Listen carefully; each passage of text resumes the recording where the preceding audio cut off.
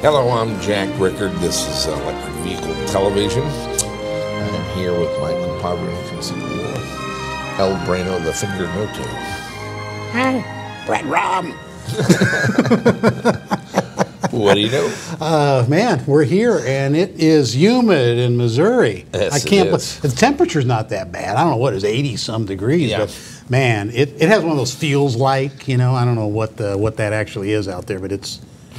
You'll see. We just came in from the shop. I'm Yeah. real happy, but kind of wrung out from the humidity. It is. It's humid out there. It was actually kind of hard work. So, what do we know this week? Let's see. What do we know? I did get a couple of interesting things here. I guess we usually kind of lead off with something about Tesla. This is their China deliveries, I guess, in Q2, which would be, I guess, April and May for what we know right now. But it looks like they delivered 53 vehicles in April and 532 in May.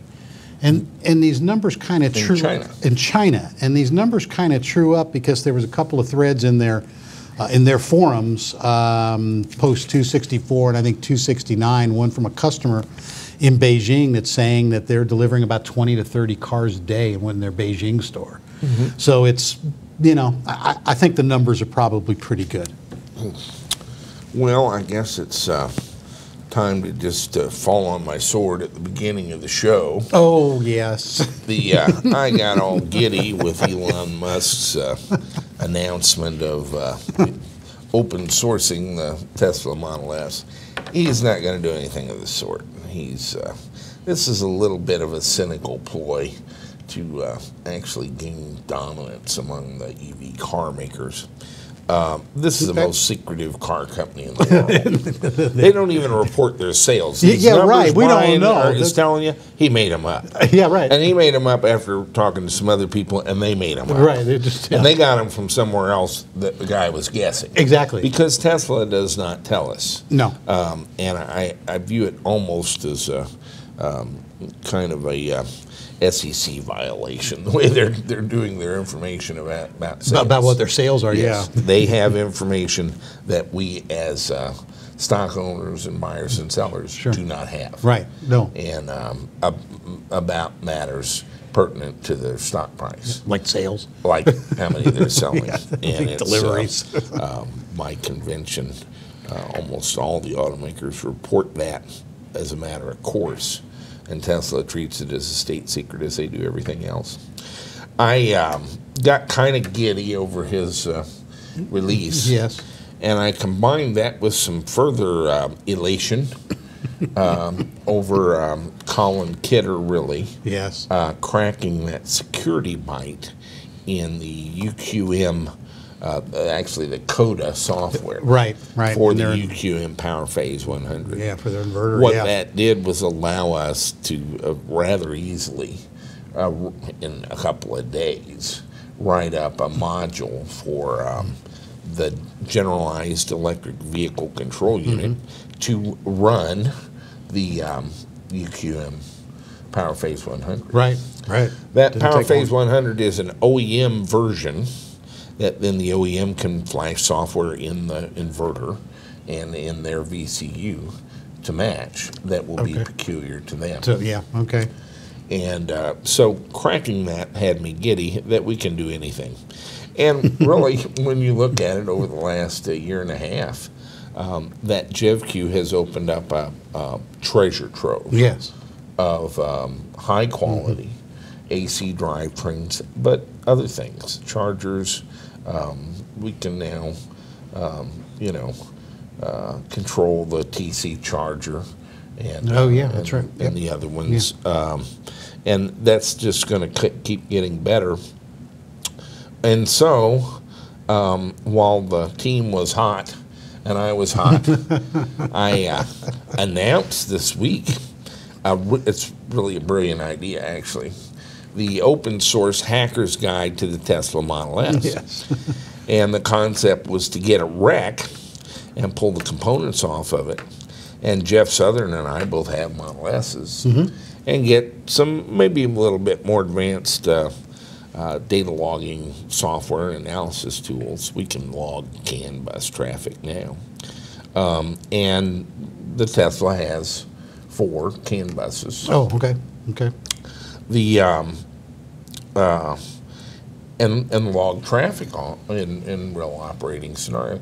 And the way you do this is pretty simple. Like you get in the car and you put it on the bus that the air conditioning compressor's on. And you turn it on and you quickly turn on the air conditioning, turn it up to full blast, turn it to medium, turn it to minimum, turn it back to full blast, turn it off, and shut off the logger. Okay. And that's You the new don't, thing you don't in want there. a big log with a bunch of other stuff in there. Yeah. There'll be plenty of other stuff on there anyway. Anyway, yeah, exactly. And ideally, what we would do is even take a GoPro and videotape it. Bring that back and run it through an editor or something to put a time mark on it, Okay, yeah, yeah. where you can play the Yeah. video and see where you're at in time and compare that to the time mark in the CAN log, which, I mean, it's 100 lines to 1/10 of a second. Yeah. Yeah, that's right. Don't do So it for this long. is still hard work, Yeah. but you can see when you flip the switch that there is some Something else happened. some message will Yeah. spring up, Yeah. and so gradually you learn what those mean. Then basically the messages have an ID, and that's the air conditioner I just turned you on message Right, ID. code. Yeah, exactly. Yep. And then you have 8 bytes of data, up to 8 bytes of data, and you have to figure out what it sent. Yeah. And so it's a fun puzzle. Yeah. And we What a blast. got, kind of on high coming off the UQM decode. And so I saw doing a book, actually, with CAN bus data for Yeah. all the systems, and perhaps even like source code for how to decode the data and send commands Sure. and so forth, and have a hacker's guide to the Tesla Model S. I even went to Indiegogo and launched a crowdsourcing He thing. did. Yeah, He was manic. for $1 million. Yes. Now, I didn't really expect people to give us $1 million. Well, it would have been nice, and I Right. would have accepted it. Sure. Yeah. But actually, it took off pretty quick, and that scared me. No. We collected about $800 in 2 or 3 days, and nobody knew about it. This was Right, just- really just nobody knew. People Yeah. that had seen our blog and had stumbled across it. And I thought, my goodness, this kind of obligates me to do this. Yes. Taking in this money, and then I had a very strange conversation with Otmar Ebenheim. Oh, okay. Okay. Otmar had promised actually to keynote EVCON this year, and had then actually not notified me. I think he told Phyllis or somebody Yeah, he might have emailed that something. Yeah, that, couldn't make it. that he wouldn't be here. I think they were trying to get a bio from Right, him. right. He just sort of cavalierly told him he wouldn't be coming, and I asked him about it, and he said that the Stretchula program was running into some difficulties. And, Okay. So Brian and I have mentioned that once he's driving around in this Recla, that he may not want to, might get, but it's That's right. it's a Might like daunting it. task. Yeah, it is. And I admired him for tackling it, but I thought he would be the. In fact, we talked a little bit about, and he had some advanced notions about detecting the source of messages by current direction. Oh, okay. And Interesting. so I Yeah. asked him to be on the Tesla Model S hack team, and he turned me down cold. And his reasoning was it struck me as not only bizarre, but one of the most negative things I've encountered. He has some friends in Tesla, and he doesn't want to endanger those sources. He kind of needs to develop his information for him. And if we come up with anything, he'd be glad to use that. But he's not really going to help us, and he certainly doesn't want to come out publicly in the thing because it might anger Tesla. And so, suck up there. It's all about you, Otmar, and yeah, you should have whatever you can get. And so we've kind of had a parting of the ways. Okay. And but it left me so kind of depressed, kind of deflated, kind of downer. And then I got to looking at all the projects we've got going, and fun projects, and really they are about opening access to our viewers and to the more hobbyist and community, university community, small guy prototypers. To access to this equipment, that it's an exciting thing. We are reverse engineering things. Yes, we are. But actually going after the top car in the world, we almost have to stop and go do that. Right, we have to focus on that for a while, yeah. Well, we've still got some things we need to take care of with the UQM and even the Siemens. And we kind of have 4 or 5 versions of the GEVCU software flopping around yes, out we there, do. all barely related. Yes. And kind of need to bring that back into some sort of a whole. Ed Clausen and I and Paulo are kind of working on some other projects. Yes, we got a lot of things. Do with a battery management system that doesn't balance, and its 2 main features are it doesn't balance anything and it doesn't burn anything to the ground. Doesn't set anything on fire. And doesn't present any parasitic loads to the But other than that, measures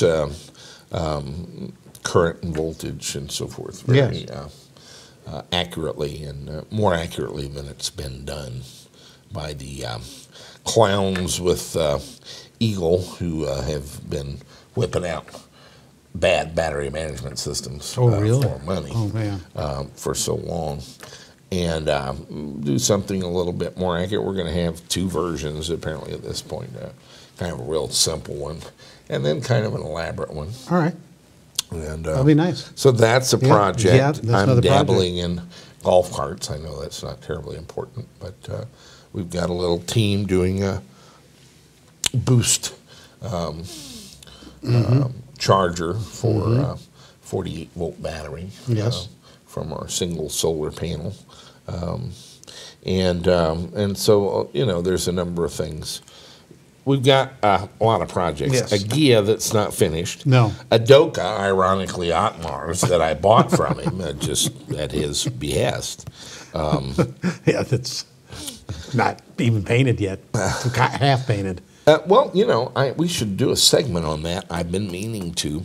We got the Doka back, and the guy that was painting it, he got a divorce, or his wife left him, his compressor blew up, his dog got sick, and his horse died, and he listened to some country music. Yeah. And that's it, man. And it's a downward spiral. Play that country music backward where he gets his dog back, his pickup back, his wife back, and all that. That's right. And so it's tough out there. And so he just hands us back the vehicle. We'd already paid him. He kept the money. He didn't have any money. He spent it. And so I could sue him, and he didn't have anything. And then what do we do? Yeah. So it's we got the Doka back. It's painted in places. Interior is pretty nice. Is it? Yeah. I saw the header in there kind of. Well, we got to do the headliner. Still has the plastic spatula in tool there hanging from the ceiling. But we were looking at it. The paint's a little thin. It's not a very good paint job. It is very yellow.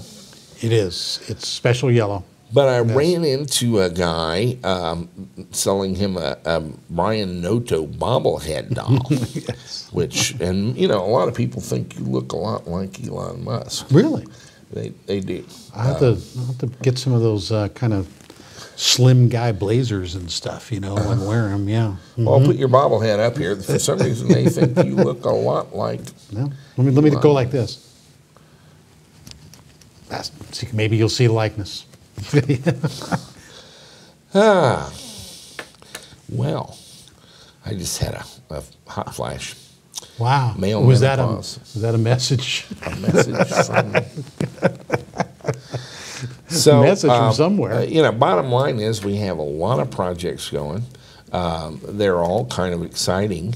And this would have been a good one, I think, for a lot of people, a lot of ways. Yeah, I think so too. Yeah. But it's probably too big for me at the moment. Interestingly, I went to Indiegogo and said, look, I want to put this thing on pause or something while I think about this for a couple of days. I don't want to collect any more money or anything. Yeah, they said, what a nightmare. You can't do that. I said, well, okay, then take the thing down completely. Oh, you can't do that. Oh, this is like some 24-year-old show. I'm like, honey, what are you talking about? You can't make me collect money. That's right. You can't make me collect money. Yeah. Yes. I don't want it. This is. I know you get a little cut. Yeah. Actually, a pretty good. Yeah, pretty good 9%. Yeah. But it's over. I was wanting to reconsider it now that I've run into you. It's over. Yeah, exactly. If we do restart it, it'll be somewhere else. That's right. We'll do it on another crowdfunding And they site. just told me they would not allow me. They have a transparent ecosphere. Ah. And so your crowdfunding thing is up there forever. Oh, okay. Even if you don't want it. Even if you don't want it. That's interesting. It is. So I edited it and changed it to a let's sue Indiegogo and wiped out the whole Tesla thing and told the story of how Indiegogo won't let me cancel this. So here's a perquisite. For $5,000, you can join the class action lawsuit as a named plaintiff. There you go. We added a little something for you. Yeah, that's right. a little something. Yeah, just a little something. We collected about $850 from 10 people. We're going to refund every penny of it, of course. Yeah. It's no, don't urge me to keep it. We'll send it back to you, and then if you want me to have something, send it again. Buy something from the store. Yeah, buy something from the store. Get a Brian Noto bobblehead. There you go. It's an instant collectible. Yeah. This was actually, I didn't realize, this guy just about went bonkers when he got this bobblehead doll. He loves it. Oh, good. Oh, cool. Cool. He loves it. He loves his bobblehead. Nice. But so he, because it's limited. It's limited. See, we had like 30 of them made as samples, and we're going to have a couple hundred made. Right. And we got the first box of 20 or 30, and they're all wrong. Brian is sitting in a Tesla Roadster. Yeah, I don't know how I got in there. Instead of a Tesla Model S. Yeah, I don't know how I got in there. And I had sent them photographs and diagrams and all this stuff.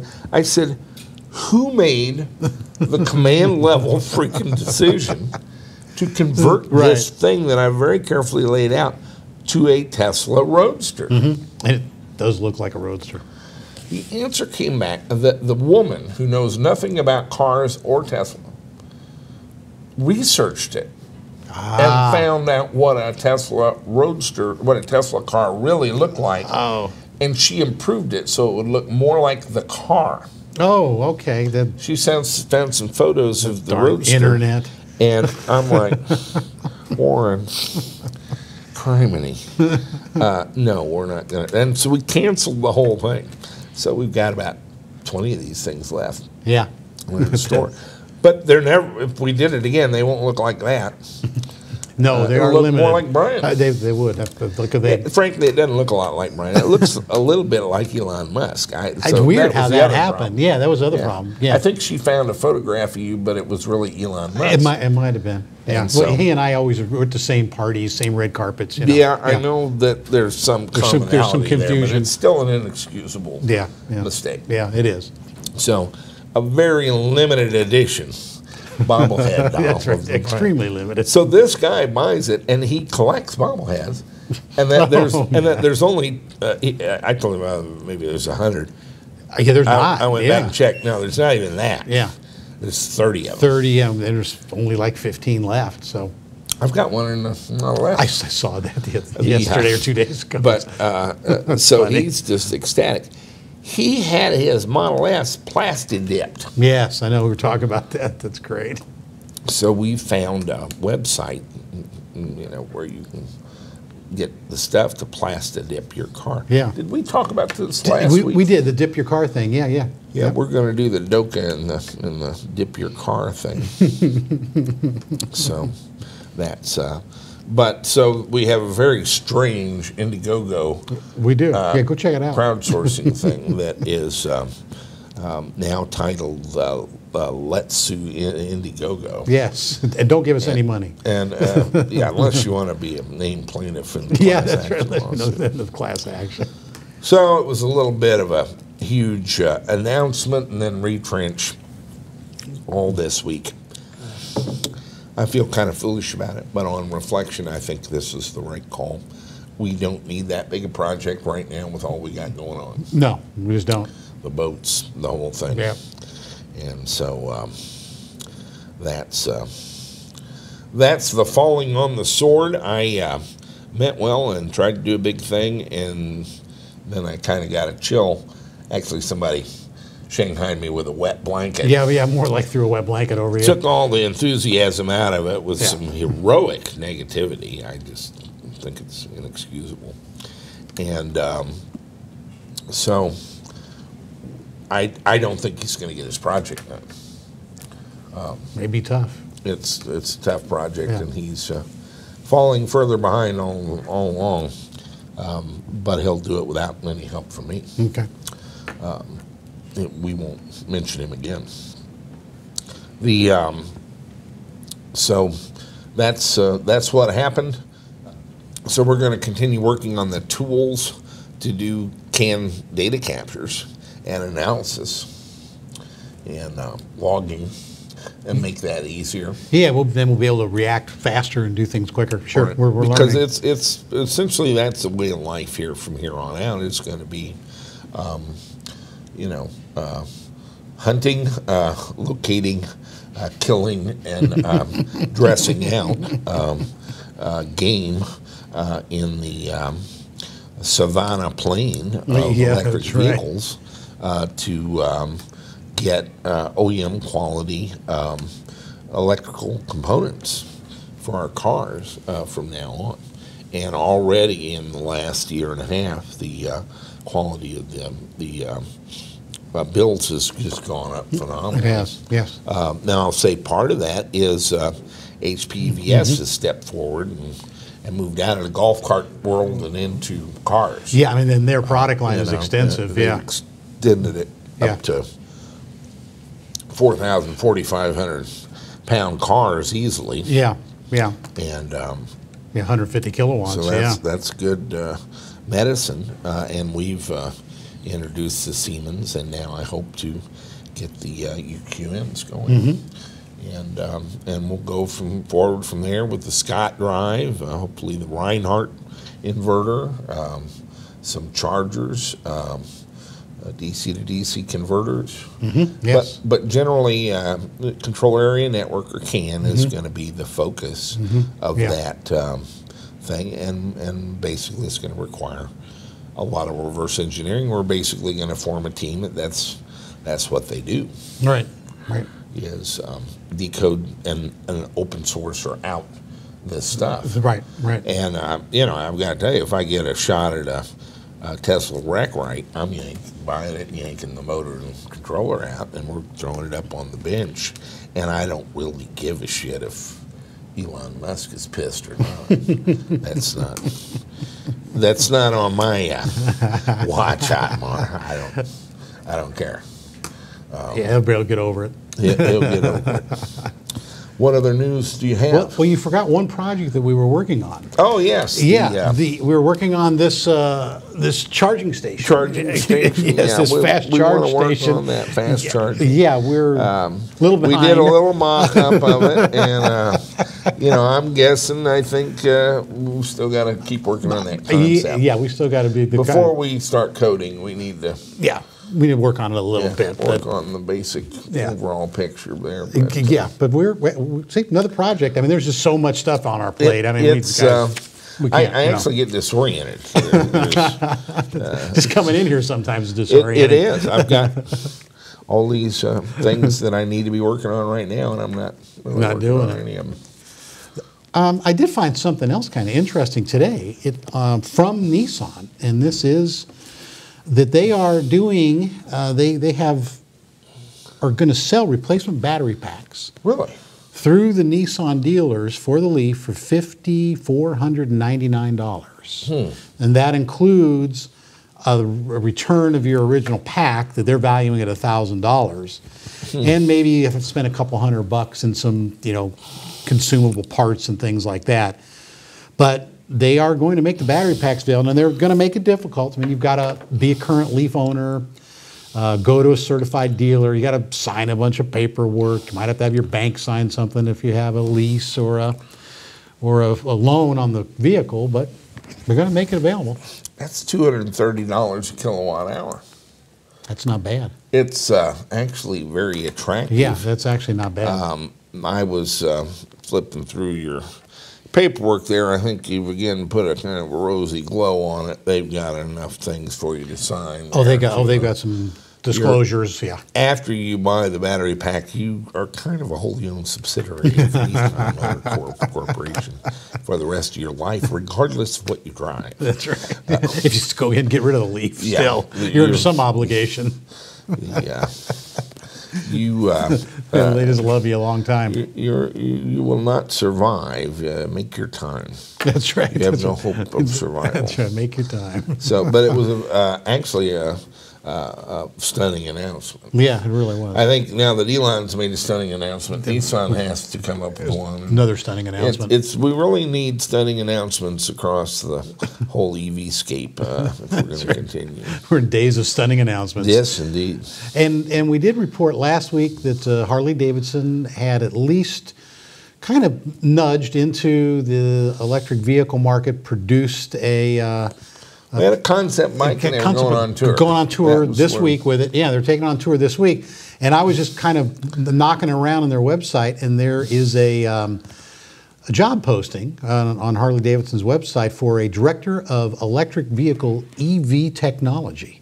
So they're looking for an engineer to head up this program. I think among Harley-Davidson riders, almost all of our viewers are qualified for that position. I'm thinking there's a lot. And they've got some nice bennies, too. I kind of like it. That would be a dream job, huh? Director of EV technology for Harley-Davidson motorcycle. Yeah. Yeah, that's not bad. They're looking for a, BSEE and maybe a MBA or a technical or an MS, but heck, go to their website. I might have to brush up my resume. Yeah. Go to their website. Where are they located? This is in Wauwatosa, Wisconsin, which must be outside of. That's too much of a commute. I don't have any from electric cars that'll reach they there. Won't go that far. Charging, It would be a hell of a thing. But other than that, it would have been a great job. And they've got I've got some paid prescription drug aircraft plan that would probably get me there in the morning. That'd be a pretty good job. The Pikes Peak is this weekend, I guess. Is that right? I guess over the next weekend, over the July 4th weekend. So we have electric vehicles again in there. 1, 2, 3, 4, 5, 6, 7, 8 modified in production. A couple more modified in production. So there's 11 electric vehicles, including the Monster Tajima. He's back in, and we've got somebody running a Tesla. Someone's going to run a Tesla Model S in that uphill race. That's what we've got, and that will be very interesting. And he's from Latvia. Janis Horelius from Latvia is going to run a Roadster, not a Roadster, not a Model S. Yeah, he's going to run a Roadster. That makes sense. But we have a lot of different cars. To me, and this is why the Roadster. There were other who took them on the track and they failed horribly. They just didn't handle well. No, they didn't have the cooling. Oh no! Hopefully they're modified not set up for track stuff on the heat. Oh yeah. And so it was kind of embarrassing for Tesla to not have and that was in the Roadster days.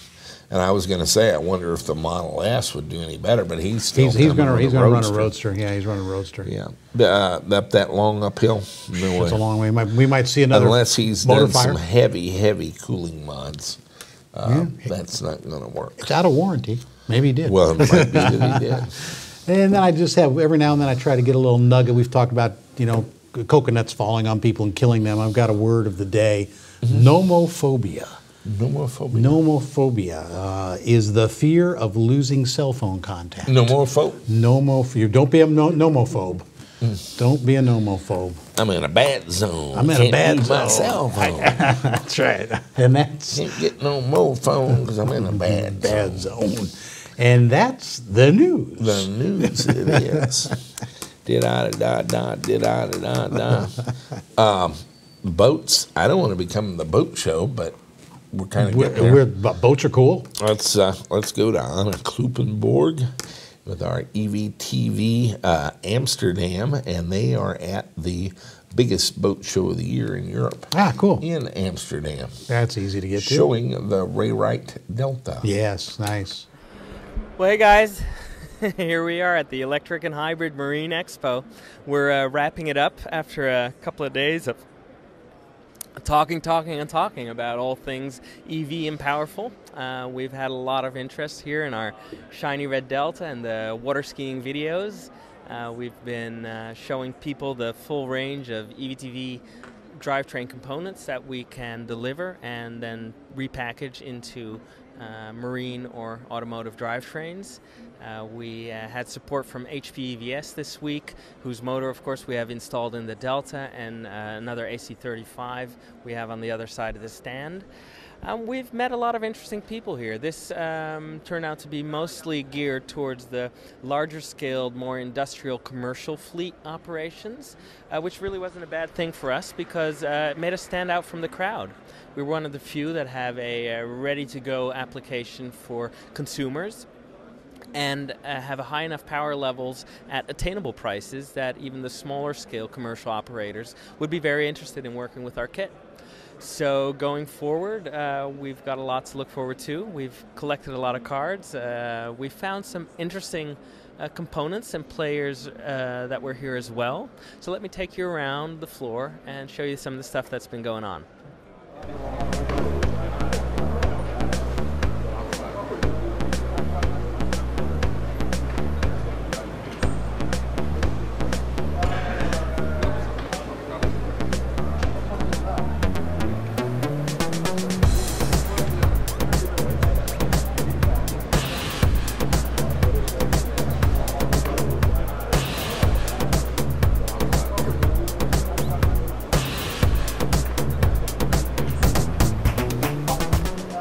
Guys, we're here on the floor of the Electric and Hybrid Marine Expo. I've been walking around now that I've got a little time to not stand right next to the Delta. And I think by far one of the prettiest things I've seen here is the new TM4 motor with the LTS Marine setup. I'm here with Olivier. Good to see you, man. Could you tell us a little bit about which motors, controllers, and power levels you have in here? Well, TM4, we're a company that does electric motors and inverters, basically. We supply also other vehicle electronic systems. But what we show here is our partnership with LTS Marine, which also, in addition to integrating our products in EV boats, also develop their own gearbox. For instance, this setup here that we have is a system that is used in the nautique boat, so for an electric ski boat. And we have also other products that we show, so new direct drive system. So we have quite a range of product now, and we're quite excited to see the reaction on the show this week. Very cool. And your motors, they would be classified as? It's permanent magnet. Permanent magnet AC induction motors. Not induction. Sorry, no, permanent magnet AC motor, exactly, not the induction. And the power range on this beast of a setup would be? Yeah, it's equipped with two twin 100 kilowatt peak motors. Yeah. And PM4 as a company, we offer products ranging from 30 to 300 kilowatts. Excellent, excellent. So, and as a boat builder, I got to say that having a reduction drive setup already integrated with just a flange coming out for you to specify the diameter is a great pop in performance. Besides ski nautique, are there any other projects coming up? Are we going to see this water skiing in the next year or so? Yes. Well, I mean, there's a wakeboard. There's some classic version of boats that are also been made, and I mean, we are with the LTS Marine. We worked with them on, say, project to project. So we've been really excited to see all the type of projects that are possible to make in the marine industry, and we look forward to have a few of these discussions turn into a real project in the future. Well, that's really super. I'm definitely going to pass you the email address, and you guys have new videos or new projects coming out. I'd love to see what's going on. Olivier, thank you very much. Welcome. You guys have a great time, man. Thanks.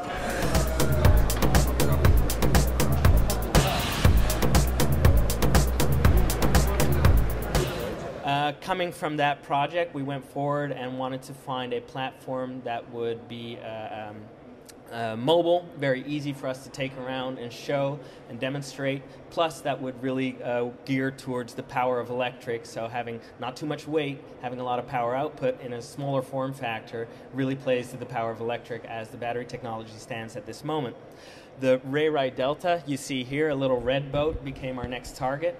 And the original is 160 kilos worth of aluminum in a 4.2 meter package.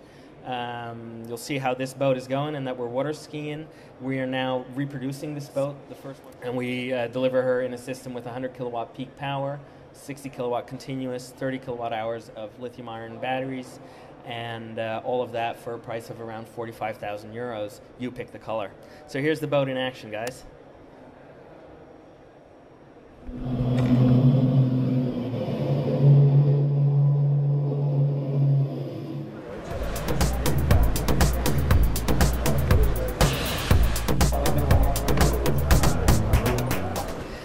Hey guys, so I'm here at the Magna Steyr stand. They have a very interesting product in their range called the Bi-Lion battery pack.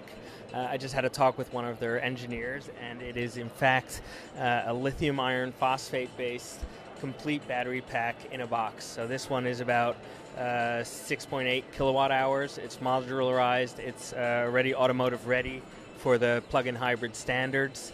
They also do a slightly larger box that's a 36 kilowatt hour box for 500 kilos, 25,000 euros. Everything's all integrated. It brings out all the data on CAN bus.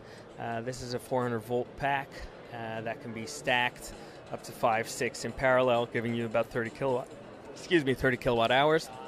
What is interesting though is that they also have active cooling, so they can guarantee up to 10 years of life, up to 12C discharge rates on a 6 kilowatt hour pack. That can give you up to 90 kilowatt discharge rate, and they can give you up to 6C charging rate, which means 50 kilowatt CHAdeMO standard can go in and out of this package while retaining your 10-year, 6,500 cycle guarantee.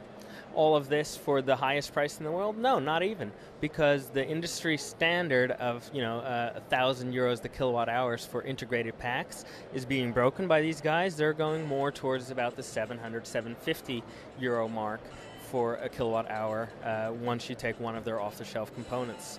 So that's really quite good. The market's going more our way for the EVTV-minded folks. Slightly above our standard pricing, but for certain vehicles, this could be a very cool kind of solution. And as the years go forward, who knows? We might be using Magna Steyr packs at some point, and or building to their specifications if we like what we see. Anyways, this is one of the things that we saw here at the stand that I wanted to share with you all. Check you later.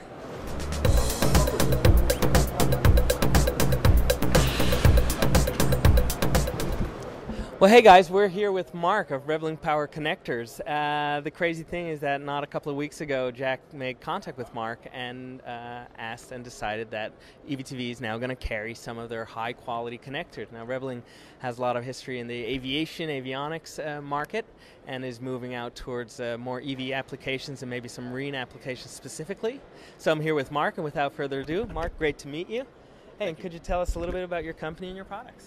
Yeah, Rebling Power Connectors, as Ani said, is started out in the aviation business, high power DC connectors. They seem to be a great fit for other applications, whether it's buses, rail, moving into marine, anything that's really high voltage, high amperage, that's high reliability. Our stuff is really a good fit. Super, yeah.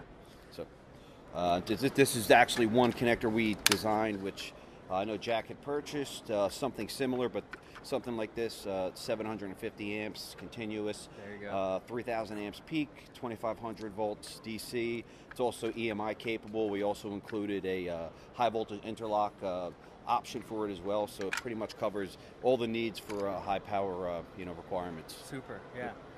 And I saw there's some other maintenance disconnect style switches. Yeah, and this is our manual disconnect switch, and we offer this in both a single pole and a double pole. Once again, it's made to high amperage capacity, high voltage. Once again, it's a 600 amp switch, which is probably more than double. The resistance is almost 10 times lower than any other switch out there because of our patented contact technology we put inside there. So single, double pole. We also offer an HVIL option on this as well. Okay, excellent, excellent. Yeah. So that's a great range of products, and we're looking forward to receiving our first. Jack will get his stuff. We'll get one of each and bring them over to Holland. Yeah, the and, shipment should be on the way, and we also have some AC connectors in the 600 amp range too. So we have more products in the works too. Fantastic. So, yep. Looking forward to working together, Thank Mark. you. It's been great Me too. meeting you. Thank you. Did you have a good show here? Awesome show, yeah. I think you said you killed it, didn't We you? did kill it, yeah. Well, let's have some beers. I man. want to have beer, and I want to ride in that boat, man. So. Beer and boats. That's coming up. See you later, guys.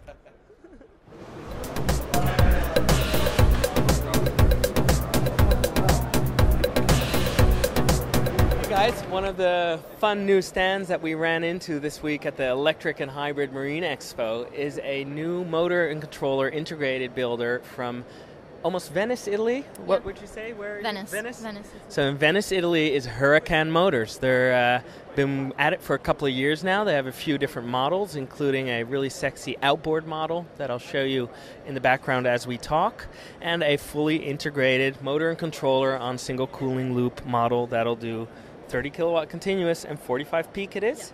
Yeah, it is. 42 peak. 42 peak. Now, could you tell us a little bit about Huracan Motors and how you guys got started?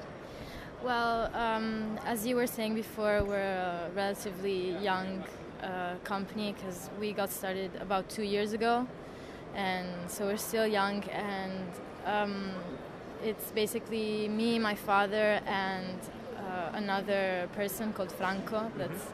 He's right there. Yeah. And yeah, Franco curated the technical part with other two engineers.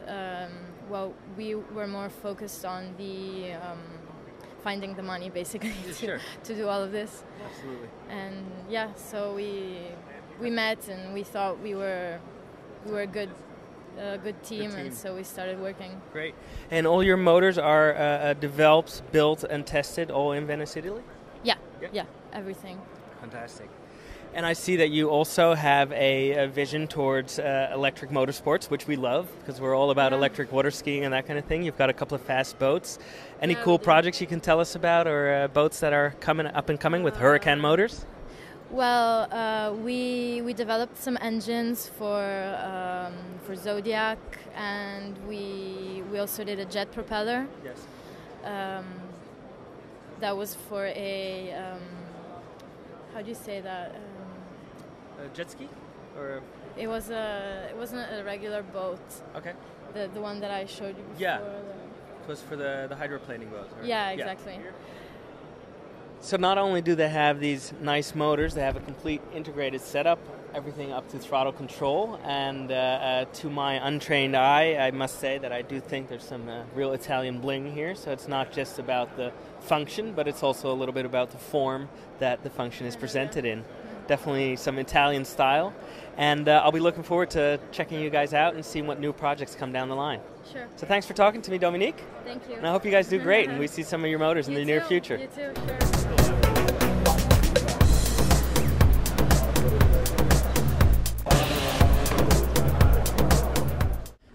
So that's a little indication of the stuff that we could find here. TM4 was a cool find. The Huracan Motors I liked a lot.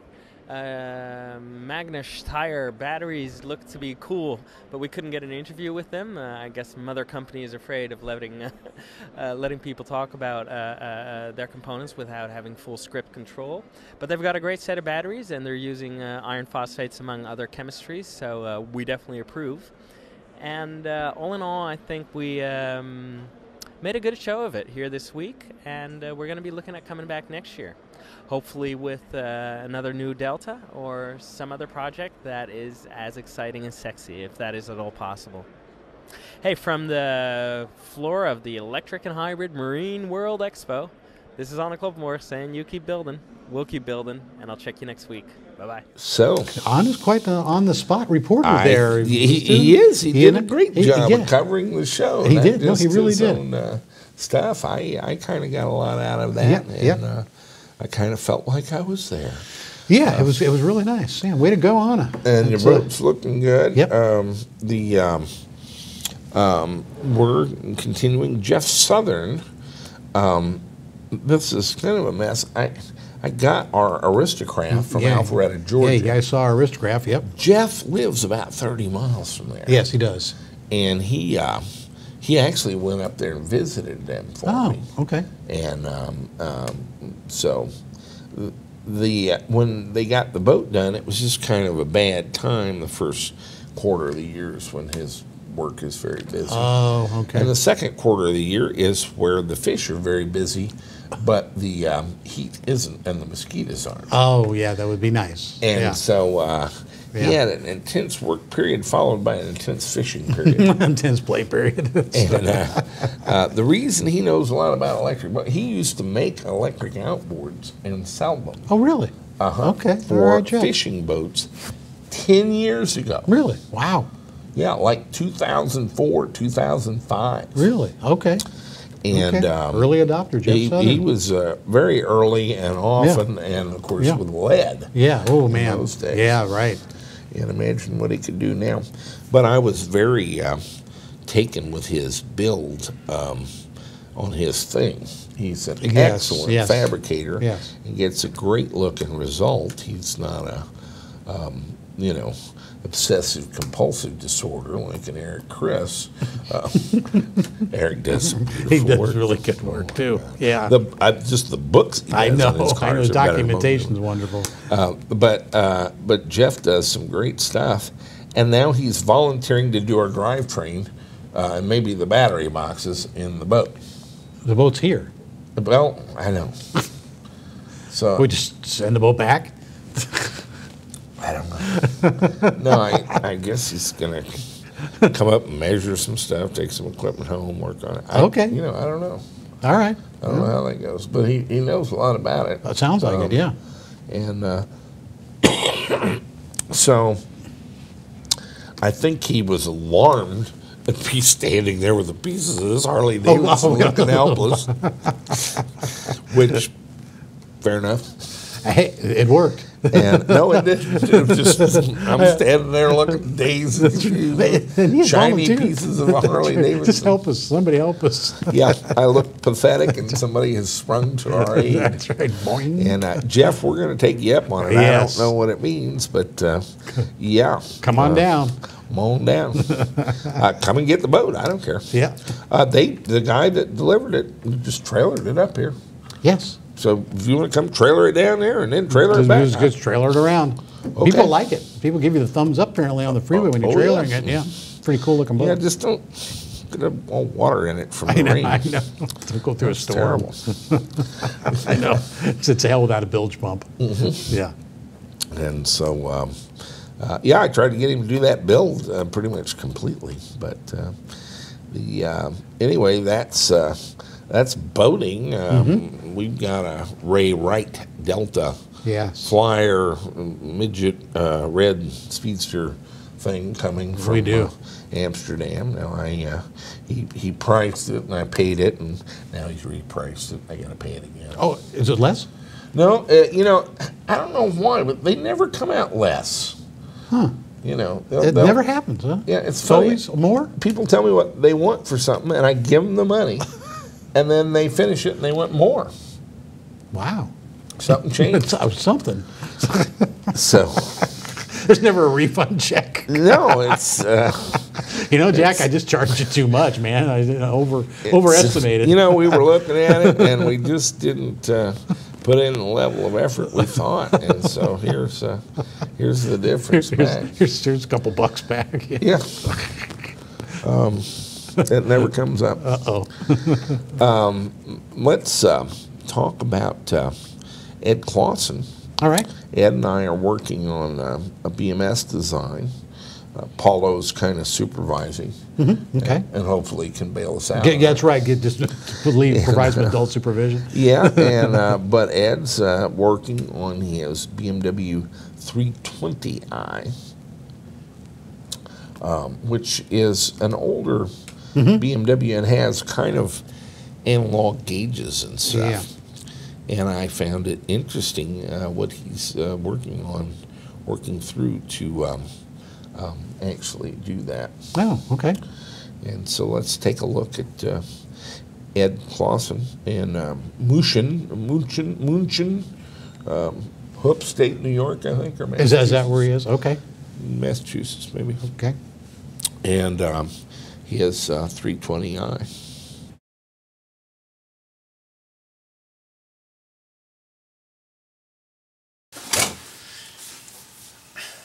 Hello there. This is the fourth installment of the video for EVTV on the electric BMW 320i project. I've been away a couple of weeks. I had to travel out to San Diego. I visited my friends at EV West out there. Unfortunately, we didn't get any video shot, but other things at work have been keeping me away. But finally I'm back working on this again. So this week what I'm going to be showing is how I spoofed the instrument cluster.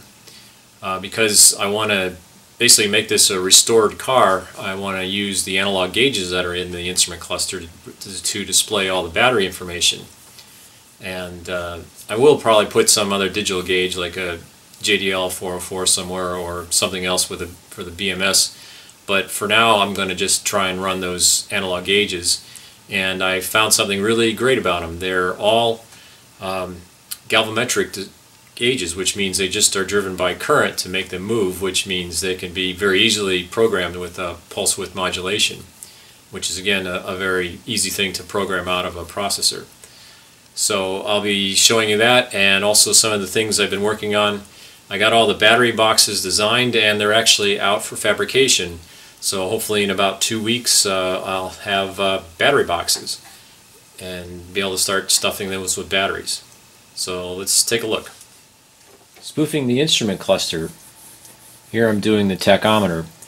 I took the tachometer apart and found that the circuit driving it had a little integrated circuit in it that is a pulse shaper to current driver. And that makes sense because again, the gauge being galvanometric, it just wants to be driven by current and not high frequency pulses or high voltage pulses coming from the distributor cap. But I found that I didn't need to use that circuit because I could drive the tachometer directly with the pulse width modulation output from the microchip PIC, because the PIC is running at 5 volts, and that turns out to be, that's what the circuit was actually designed to run at, was at 5 volts. So in this little program that's running, it steps the pulse width modulation 5%. And it is very repeatable, goes to the exact same points each time. So this actually could be driven by anything that would do the pulse width modulation within that range. Here I'm showing the graph, and you can see it's very linear except for right at the very top. This is the PIC development board. It's got a lot of I/O on it, has buttons and LEDs and a serial interface, and it's very easy to program and run, and it's what I'm finding is useful, mostly because the pulse width modulation call is a single call. You just pass the frequency and the duty cycle, so it's actually a lot more versatile than what Arduino has in their IDE, where you can't really even control the frequency. But in this case, I'm finding that the frequency doesn't need to be changed, just the pulse width modulation of the signal. The first of the gauges I was able to spoof was the fuel gauge, because the wires that went to this gauge were right there in the I cut the holes for the battery boxes in the rear seat, so I had access to those wires and I could probe them and figure out which ones actually drove the gauge. And that's when I discovered that the gauge was not a bimetallic strip, which a lot of old fuel gauges were in the era of this car, but actually a galvanic gauge, in that it took current to drive it and move it, which means by pulse width modulation it's possible to make the gauge move. And again, ramping it up with using the PMW output from the PIC, or microchip PIC, this just ramps up. This is doing steps of 1 duty cycle, so this gauge is very sensitive compared to the others. Only takes a small range of current to get it to move. I think I measured 10 milliamps when I was originally doing the first testing. But very repeatable in setting the value.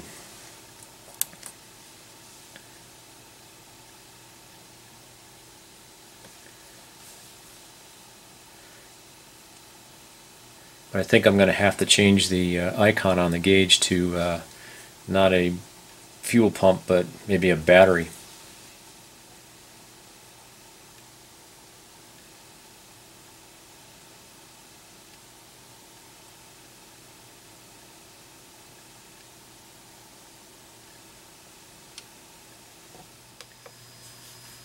The temperature gauge proved to be the most difficult to spoof, and that's because the way the gauge is designed to work. It's normally has a essentially a variable resistor, a thermistor that's sitting in the engine block, and as that resistance changes, the current changes that flows through it, and that's what drives this gauge, because again, this gauge is a galvanometric just like the other gauges. Problem is, for programmatic control, that's a little difficult to have a variable resistor. So what I discovered was that if I took the 12 volts that normally supplies this gauge and drove that through a MOSFET in pulse width modulation, that I could programmatically move the gauge.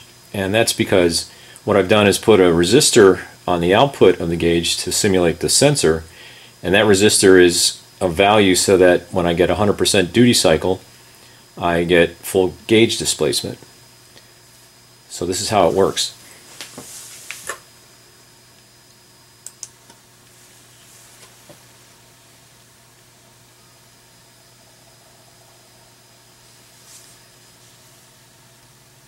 What's interesting is those are 5% changes in duty cycle, and it looks like the gauge movement is nonlinear, but actually when you plot this of duty cycle versus position, it is linear, except for the very beginning.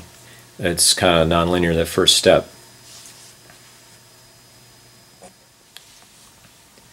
One interesting feature of the tachometer in this instrument cluster is that it actually had a clock built into it. There at the bottom is a 4-digit 7-segment type display. Unfortunately, as it is now, it is only a clock, but I've found a display exactly that size, and I'm planning to replace that so that I can program the numbers, and therefore I can have a digital readout of all these other analog gauges. So it'd be nice and accurate. These analog gauges are really just, to see approximately what's going on, but having this digital display right in the middle of the instrument cluster will make it easy to see what's really going on battery capacity or voltage or current. Here's a nice little display that I'm going to replace the clock in the tachometer with. It comes from a company called SparkFun. It's a 4-digit fully programmable serial interface. Do all the numbers as both periods decimal points and colons, so it actually could be a clock too. The back of the instrument cluster has connections for everything, including all of the idiot lights. And I think I might actually have a need for this one. You can't see that.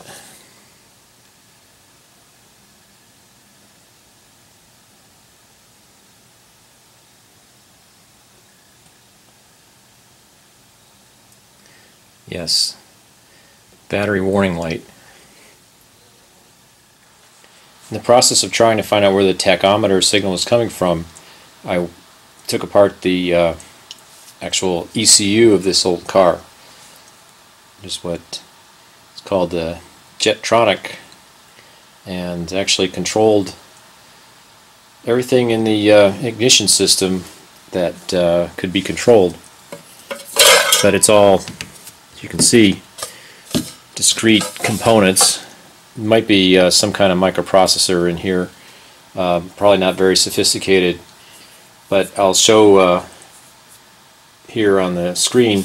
This is what it actually did. It controlled all these modules basically with discrete components, no real logic signals like we have today in modern cars with the ECU. Very interesting. Yeah, unfortunately, these aren't that rare or valuable. I've found that they're going for as little as $10 on eBay.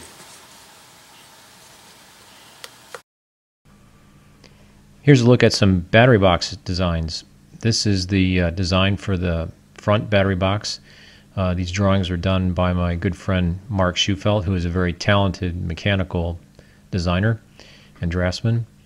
And so this shows the front box that's going to hold 18 cells in a single row, and this will sit in front of the DMOC and the motor, and right behind the cooling system for both of those things.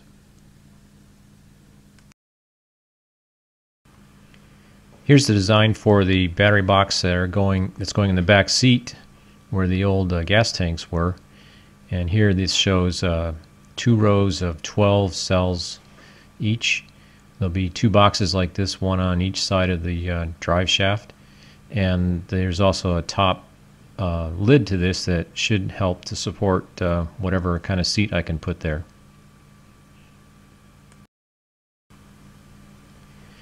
Here's the design for the rear or trunk battery box. It's going to hold quite a few batteries. It's 3 rows of 18, and this is going to be the most significant weight in the car, but it's the only thing that's in the rear of the car, so it should balance out very nicely with the weight of the motor and the inverter and everything else that's in the engine compartment.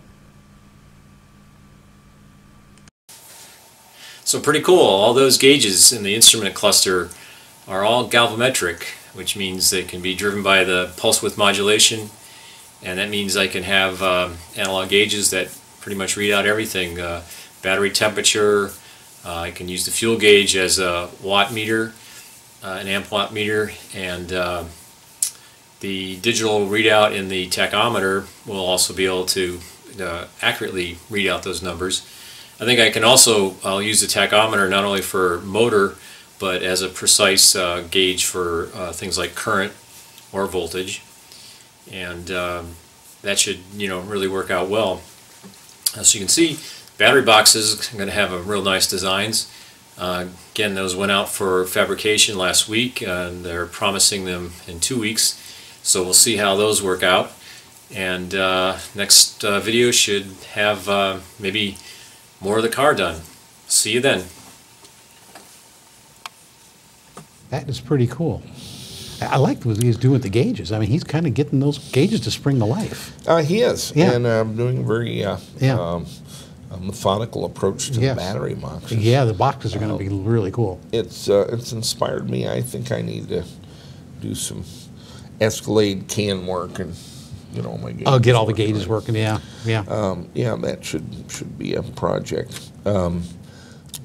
He did imply that this PIC microcontroller is somehow improved over the Arduino because it can change frequency. The Arduino, you can change the frequency of the PWM trivially easily. Oh, okay. And he said that he had talked to Colin and that he indicated that it was hard to do in the GEVCU. That's quite true. Okay. That's not true of the Arduino. Okay. Or even the Arduino DUI. The Generalized Electric Vehicle Control Unit, we have pulled some stuff Yeah. Yeah. in doing that I really rather like. It increases the overhead quite a bit of coding, but we basically got a real-time operating system. Yes, there. we do. They have 3 clocks, and you can set 3 time interrupts on each clock. Oh, so we get 9 that's a lot, yes. timed interrupts. And we use those with a kind of a multitasker that passes out ticks. Okay. Yeah. And so we can write entirely unrelated modules in the GEVCU that have a subroutine. They all have to have a subroutine called tick handler. Okay. Okay. And the master kind of passes out ticks, and when your hardware interrupt comes up, you get called your tick handler, and that routine in your module has to be able to handle the looping function as if you were an Arduino main function. And so we can have different processes operating at different priorities and, kind of interrupting each other, but in an organized fashion. Sure, sure. And so you don't have something with the website of the serial port nobody's looking at. Right, running all those, slowing down your yeah. CAN bus monitor that you're talking to the inverter with. Right, that you're not using anyway. So it's kind of a prioritized multitasker. And it, I won't say it's Linux OS, Redux, but it's a quick wag, but it's working pretty good. It's working, yeah. And so you wouldn't want to fool with that too much. That has nothing to do with Arduino in general.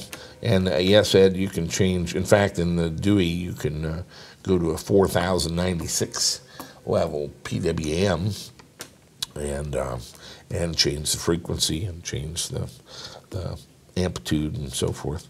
And so you don't pick and what is the basic stamp and some of this are older pre-Arduino type things, the PCB 100 and so forth, were sort of development systems from 20 years ago. PIC, of course, is kept up. They've got 32-bit microprocessors and so forth now, but Arduino won. Yeah, exactly. Everybody's doing Arduino. And so that's the thing.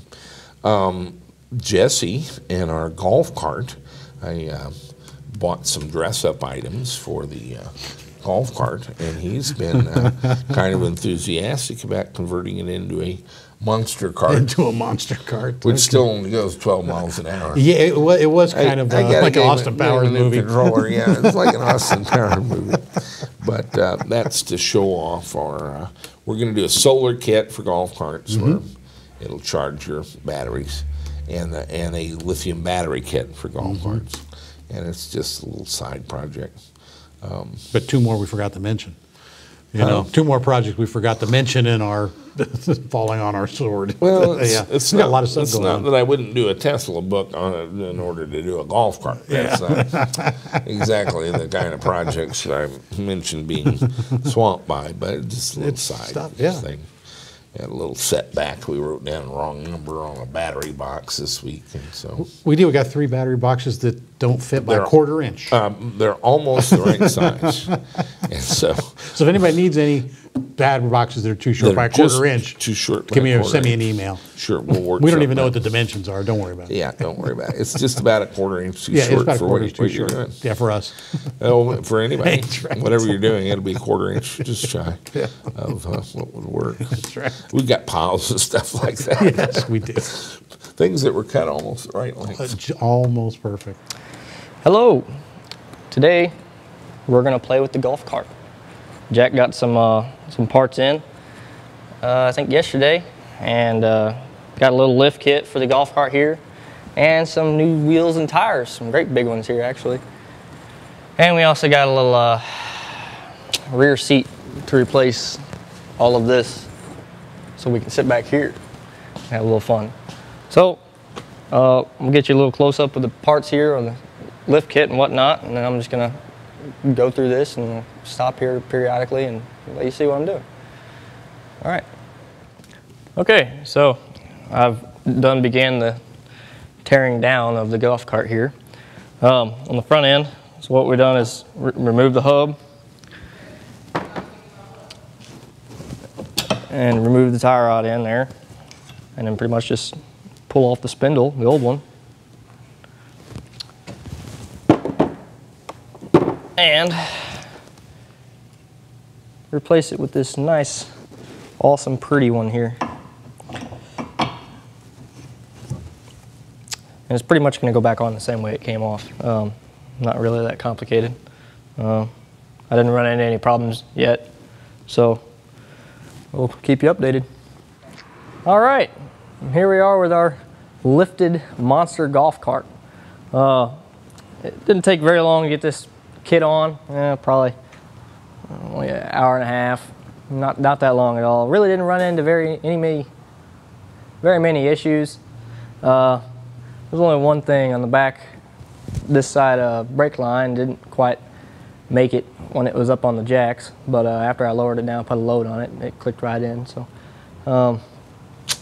it's pretty basic. There wasn't anything real technical about it. Just take some parts off and replace them with something else. So it was pretty quick, pretty easy deal. I do have to say though, if you lift the back end up high off the ground, you know, like 2 foot or so, and you decide to drop everything underneath it, you might want to have something holding it up so it doesn't all fall on the ground on you. You know, hey, shit happens. But yeah. The only thing we had a problem with when we got done was it was way over towed in. And wheels were about facing each other almost, so we had to tow it out quite a bit and then just realign the front end for tow in, you know. So other than that, it runs smooth and uses the same shocks and whatnot on it and suspension that I had before, just a couple blocks. So that's about it. You want me to just go get it? Just tell me to do the rear seat. All right, and then so next we're going to start on this back seat on here, and we'll get it out and show you some parts, and then we'll get started on it. All right, here's our rear seat kit right here. Parts galore. This is going to be the backrest, and as you can see, you got your seat here, which actually is going to be able to fold out into a bed. Should be pretty interesting. And of course, you got your foot pad and whatnot, and whatever that is. We'll figure out how to put it together once we get going. Also, what I'm going to be putting on, we got a little light kit for turn signals. We're going to have a horn and brake lights and yada yada. First one thing and the next. Should be a pretty neat little project once we get all done with it. All right, as you can see, ta-da, rear seat. This thing took a little bit longer to install than the lift kit, but it came out pretty well. Very few modifications to the club car itself, and it was a pretty easy install, but the instructions that they gave didn't really instruct much of anything at all. So, as you can see, we've got our backrest and our seat and our foot panel for standing on and whatnot. And we've also got, it's still left a little compartment underneath. You can put a few things, cooler, that kind of thing. Also, bam, we have a bed. So that's another little neat option they gave with this thing. And there's some handrails, whatnot, to help get up and down and hold on whenever somebody's getting a little nutty. And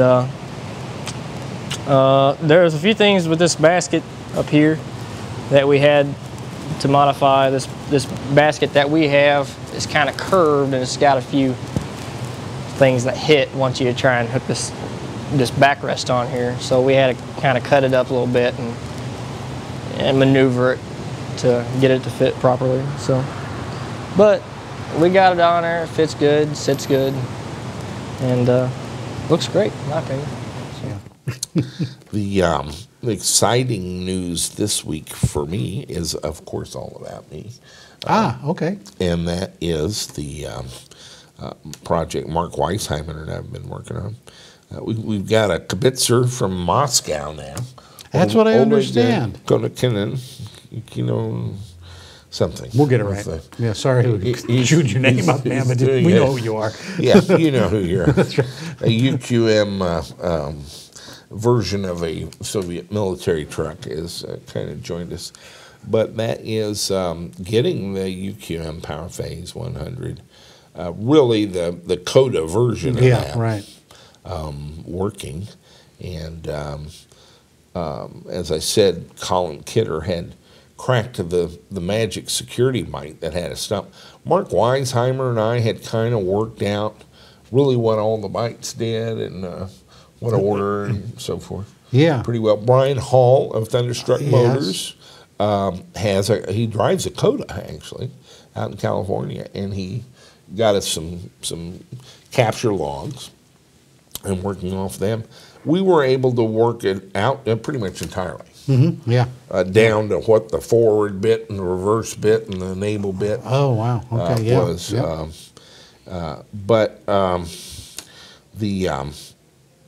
There was this one byte that was put in there as a security byte and was supposed to be hard. You weren't supposed to be able to work it out at all. Yeah. And Colin wrote about 15 lines of code that just duplicate it perfectly. Oh, really? Yeah, wow. It does not miss. And so we were able to get this working, and to go from there to having was a matter of writing a module for the GEVCU that incorporated that knowledge and made a little driver for that particular inverter.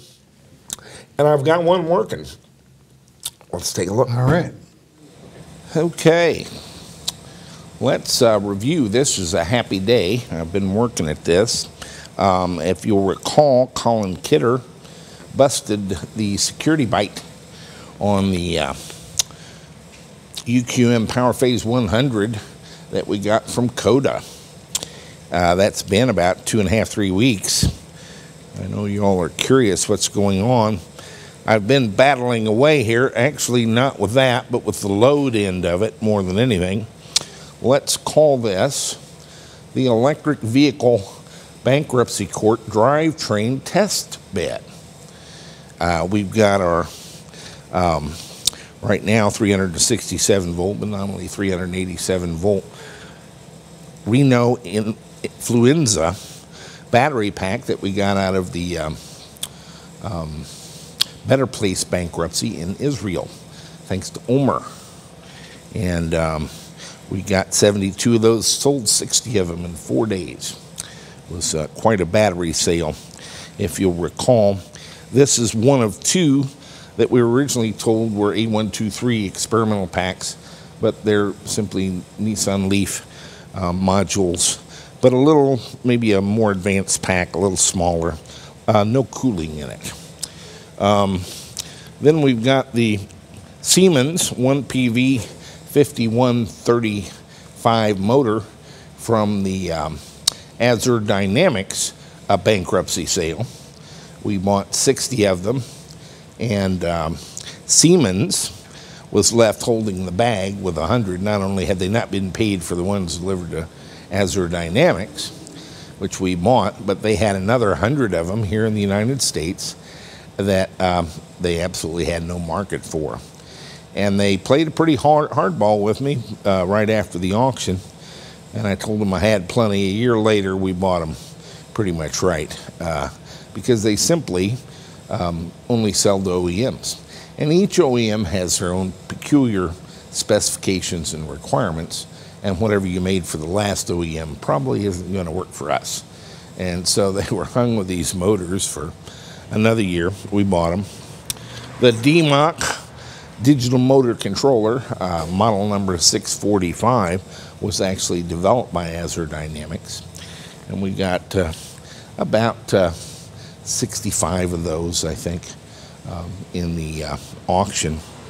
More recently, CODA went bankrupt, stiffed UQM for those. We actually bought 10 of the cars, but they were cars without batteries, and actually had to have somebody take out all the EV components we wanted and send them to us. And here we have a UQM Powerphase 100 inverter and motor. Their motor is a permanent magnet using rare earth magnets, AC three-phase motor. The Siemens doesn't use magnets. It's an AC induction motor, but also three-phase.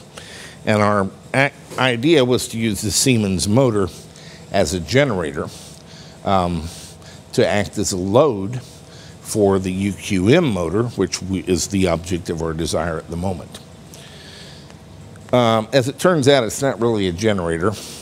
We were going to put just some caps on it and make it a three-phase rectifier and make it a generator, but really the easier way to do that, that's the easier way, but probably the better way to do that, where you have more control and more information, is to run it in regenerative braking mode. The two motors face each other, so it was some time before I figured out I had to run the Siemens in reverse, but in regen for all this to work.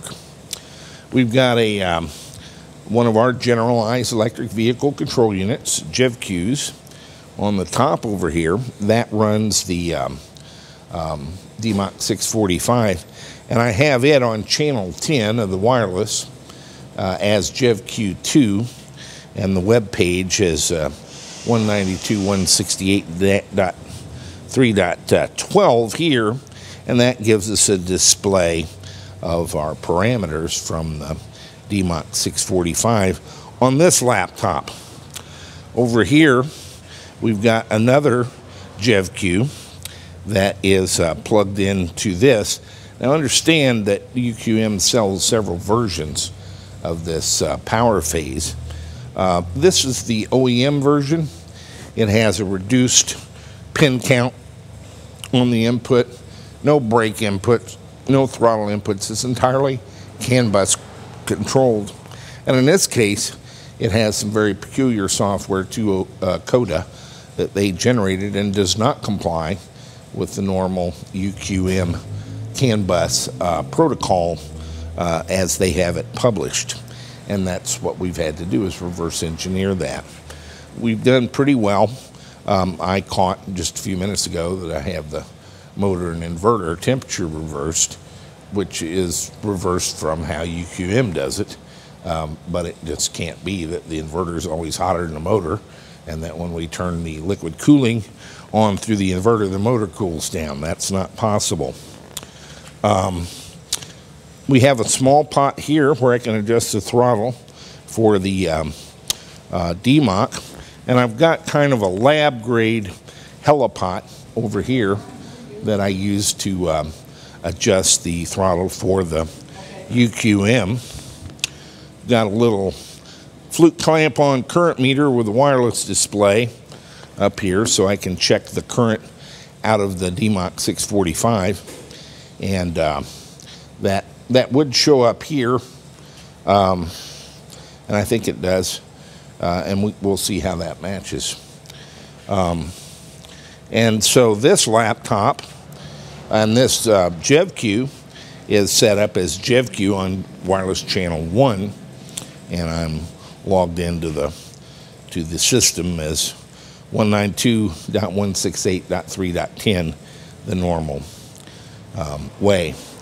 We can do this with the GEVCU. We have an online display, really a wireless module that has a website inside it, and we can monitor many of the operational parameters that we're sending to and receiving from the motor through this display.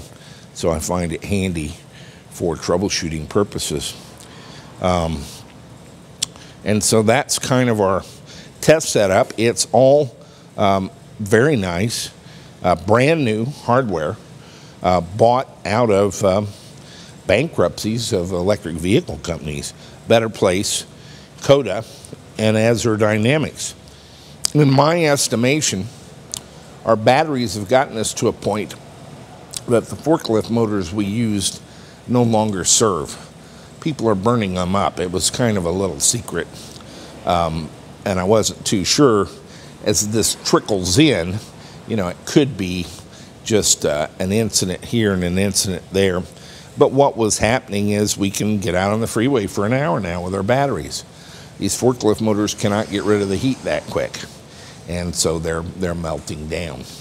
And so I think this AC thing, the charge is kind of led by high performance electric vehicle systems, and we've been locating manufacturers, original equipment, automaker AC drivetrains, and the problem is we have to reverse engineer them to learn how they work and be able to control them, and that was why we embarked on the development of the Generalized Electric Vehicle Control Unit a year and a half ago. And that was because I could see that that's how the OEMs do it. Each vehicle has its own VCU, and then the drivetrain components are essentially interchangeable. And we're going to work toward that, only our VCU will be open where you can change it without having to reprogram it. And that's going to be kind of the different feature. So it's sort of a generalized electric vehicle control unit that you can configure without having to do the C++ code. But it is open source, and if you can do C++, it works fine. So the interesting aspect of this is we've got it to actually turn the shaft, and so that's what we're going to do next is fire it up. This is going to be a little bit louder because we're going to have our heat exchanger that we have on a cart, which is looped through the inverter on the UQM Powerphase, and then through the inverter on the DMOT 645. And I found we can only run this for a few minutes before it starts getting to be really hot. When you put it under a load, it makes quite a bit of heat. So let's see if we can crank this up. I'm going to apply a little throttle here to the and here we come in with a bit of throttle, and here's 18, 28, 31. Now without a load, if I put the slightest bit of torque, this is a torque drive system, not a speed driven system, so it will continue to accelerate as long as I'm applying torque. The reason torque drive works in a car is because you adjust it with your foot. We're adjusting it with a pot, and it's being held back by the regenerative braking of our DMOT 645. I think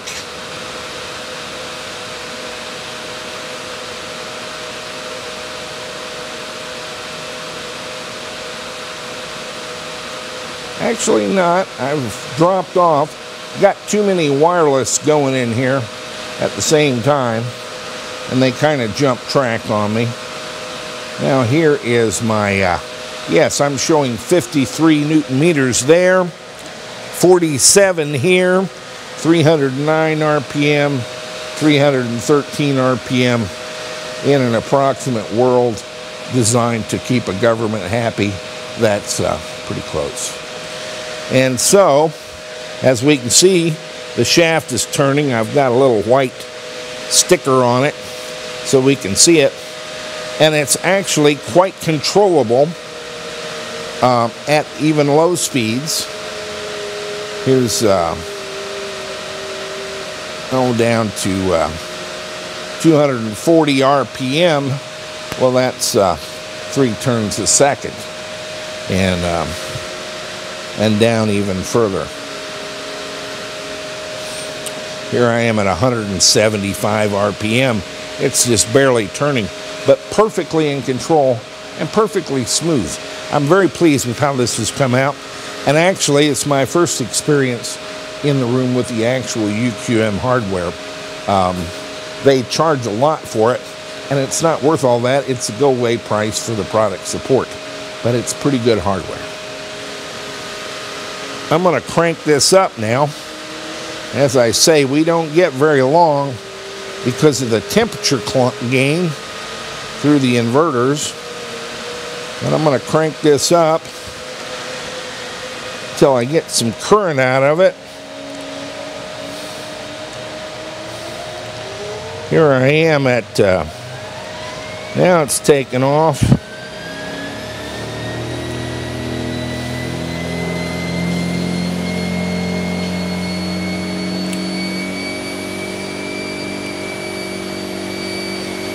There's 2,850.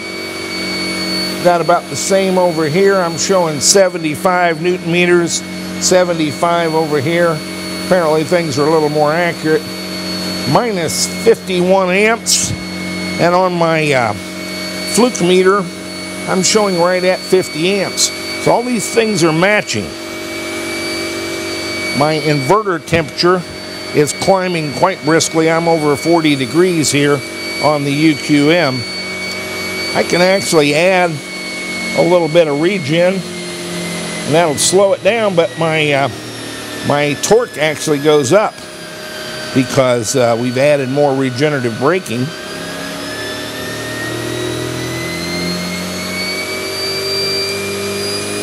There's about 3,000, 3177, and 75 Newton meters of torque, making 60 amps there. Shows about 56 on the fluke. And I'm consuming 70 amps on the UQM. And you can see that we're putting in more power than we're getting out for all of those unity gain guys. We've got another couple of magnet motors here that don't quite do it. And so we're starting to cut back as we're getting into a temperature zone here with the UQM. I'm coming up on 50 degrees centigrade, but I can crank this down, perfectly controlled to very low values of RPM.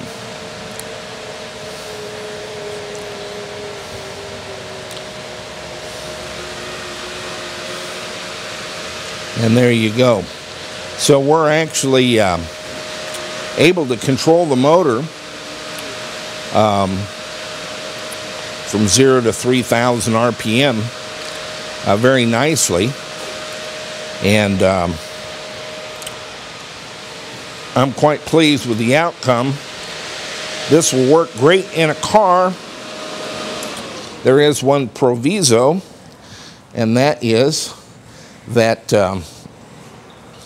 we're struggling here a little bit on the matter of temperature control.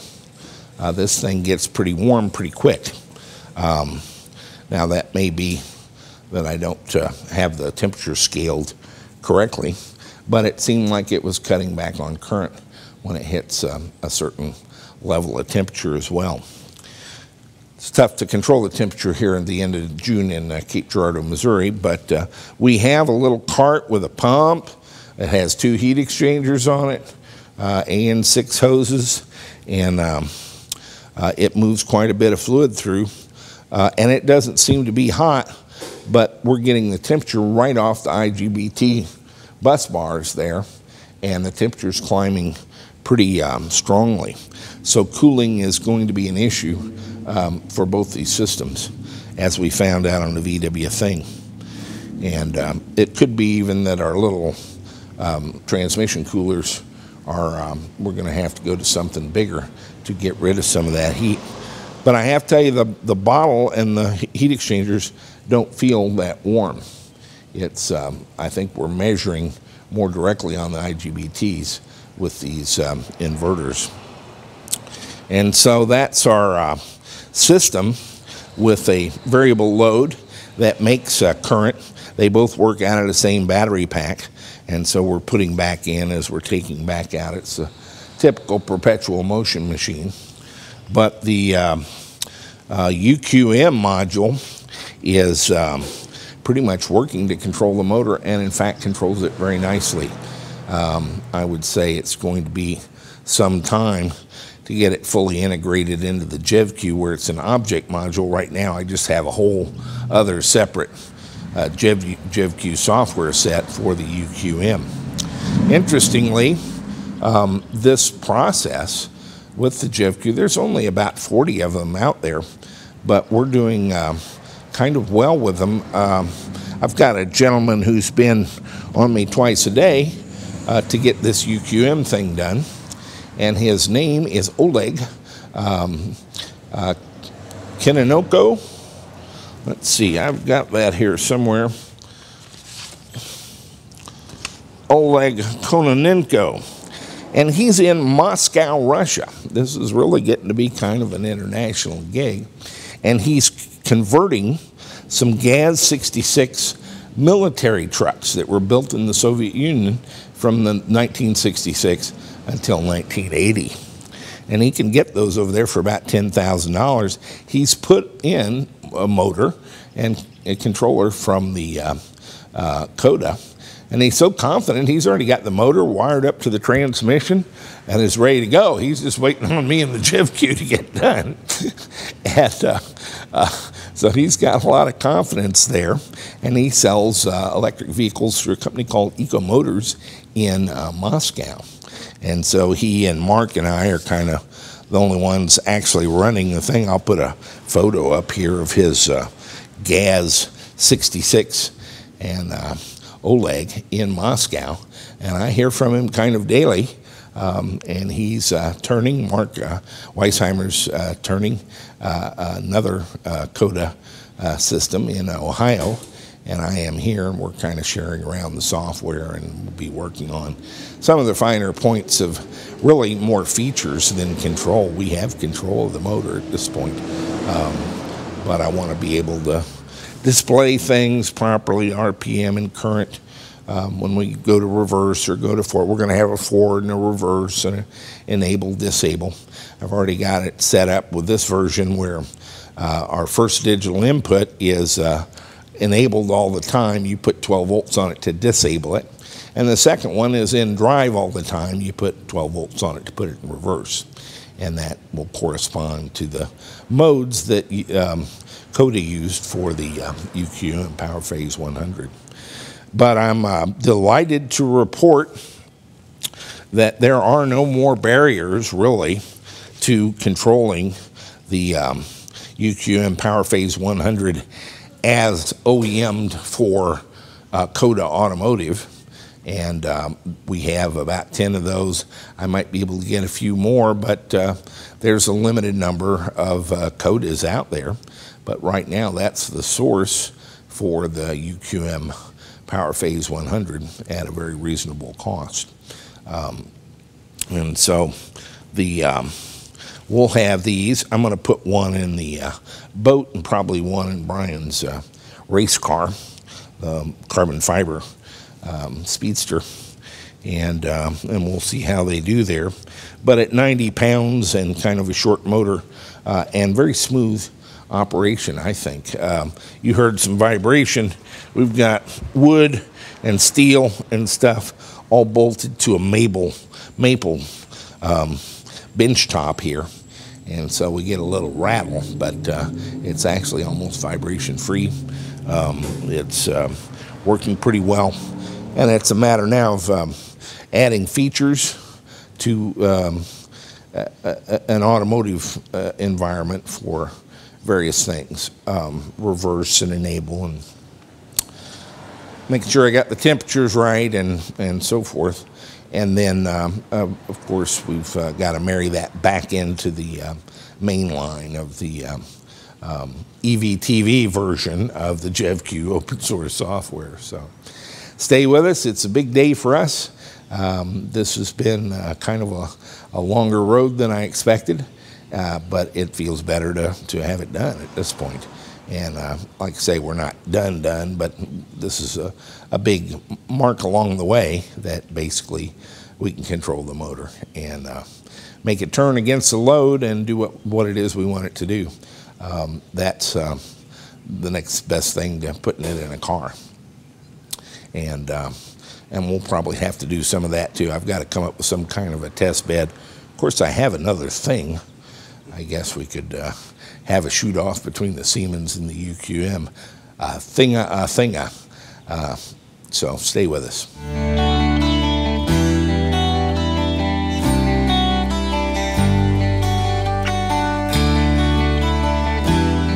Making electric boats isn't just making boats cleaner, it's making boats better. Being out in an electric boat means you can enjoy the environment you're in. You are so much more immersed in the sound and the experience of the aquatic life, of the water, of the wind, than you would otherwise be. And it really gives you a new level of understanding and enjoyment of that generally beautiful nature area you've gone into to enjoy yourself. What an electric motor does is that it gives you all this power in a vibrationless, soundless way. A well-thought-out, well-designed system has 100% of the torque available all the time. You don't have to build up to it, you have it. So when you pump the throttle, you are out there and your whole shot is amazing. It takes your center of gravity right out from under you, and it gives people that what they call the EV grin. You just start laughing, you can't help it. You're so conditioned to think that you first need vibration, then need noise, and then you start going somewhere. And in this case, your center of gravity just shoots right out from under you. And it's a wonderful feeling. You can still talk to each other. You're hearing the sound of the water and the wind and the waves instead of just hearing engine noise and vibrations. And it gives you really a chance to be in tune with that nature that you're actually out there to enjoy. Plus, not having to visit the pump is actually a great thing. Your battery will eat electricity from any source that you provide. I mean, who loves sitting around on your knees with a jerry can? We have better control over the boat. We have a better experience while we're out driving. Plus, we also have the knowledge that we're part of new technology. It is just way cool. Our mission is to make beautiful, fast, and fun electric boats. There's nothing more fun than taking these new technological developments and putting them into classic designs and having people shoot away with a big smile and an EV grin.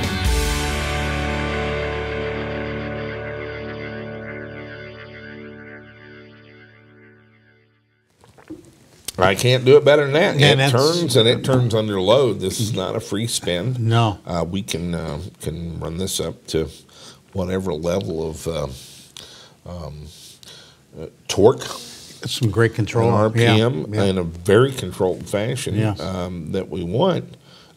It does warm that inverter up. It does. Yeah. And I'm running water, no glycol, just water through the inverter with 2 heat exchangers and a pretty nice Pierberg pump. Yeah. Yeah. And I cannot keep it from heating up. Yeah, no, they're heating up. It's heating up. And Yeah. I'm running it through both inverters. Yeah, and one of them is running, I guess, in reverse and also in regen. Right. Yeah. So that on the that, DMOC may be doing it. It's been 2.5 or 3 weeks since we got started with that. Since Colin cracked that bite. Yes. And that's a good part of that. What I've been doing is with the really the GEVCU and the Siemens and DMOC, and it's just I hadn't done it before. Working from the load end. Hadn't thought about it that you have to turn the motor since it's facing. It has to be running in reverse. Yeah. And then Yes, it has makes to sense, be yeah. in regen, and that makes a lot of the dials go backwards. I still haven't got all that straight. Oh, yeah, that's right. Okay. And yeah. so, it's just kind of one of those things. I spent more time on the load end than I did on the Yeah, yeah. No, I know you've been out there playing with the load quite a bit. Yeah. And then the cooling. Yes. And so the 3 weeks and 2.5 of it really didn't have anything to do with what I was doing. With the UQM part, yeah. but we've got a test bench set up. It's making power. It's acting as a load, generates electricity, and it loads down that motor where it's got to work to turn it like it would in a car. Yes. Most of the guys are setting these things up. This is a motor spinning piece of paper. Yeah, right. It doesn't demonstrate a whole lot. Here's the issue on that. An irrigation pump or a fan or something. You run that in kind of a speed mode. They call this comes up often enough that they have modes they talk about. The two main ones are speed and torque. Yes. Speed mode is you can turn a pot and set a speed. You're selecting 1700 RPM. It applies whatever torque, positive or negative, that it needs to stay at 1700 RPM. Yeah. You turn it down to 1200 RPM, it stays at 1200 RPM. Yeah. Speed. That's called speed mode. Speed, okay. Now, you would think that would be how to do it for a car, but it isn't. You want torque mode on the car, and that is your foot and your accelerator, your throttle, adjusts the amount of torque the motor applies. Okay. Now, why is that? Well, you're in the control loop. You're the driver. You're in the loop here. And so you apply torque to accelerate at the rate you want, and then you remove torque till you're driving at the speed you want. Yeah. And then you remove torque to slow down. Yeah. And in fact, you apply reverse torque, essentially, Right. with regenerative braking. To slow down. Further. And so it's really all about torque, not speed. You don't care or know what the speed is exactly. Right. Yeah, it doesn't really matter. A lot of cars don't have an RPM tachometer. No. You just, you're kind of watching the speedometer and modulating this with your foot, and you're the controller. Sure, yeah. And so you instantly adjust torque to do what you want to do. If you did this by speed and just went to 1700 RPM, it would always be at the same rate getting there. Yeah, right. Or changing. Changing. You want to accelerate at different paces, Sure. sometimes very gently, sometimes very strongly. You want to apply a lot of torque and get very quickly to 35 mile an hour. Or you want to apply a little torque and gradually get to 70 mile an hour. Sure, yeah. And it It's varies. up to you. It's really a torque control world. Yeah. It's counterintuitive, but that's the case. Yeah. And but on a test bench like that, it's tough to simulate. So you have to have it. If you don't have the motor under load, you haven't tested anything. Right, you really haven't tested anything. Yeah. It's just you can make it spin, but Yeah. you can't really show that you can control the motor. No. Until you put it under load, and you can go forward and backwards and up and down and so forth. Sure. Yep. With some sort of fixed load on it. So that's kind of what I've been working on, and I am a little bit giddy over it. There are some more CODA motors out there, and we can get them if you all are avid after them. Yeah, if you want them. Unfortunately, I guess you can get them as cheap as we can and benefit from my work and throw me under the bus. There you go. There's a lot of that going on these days. It's part of the malaise around here.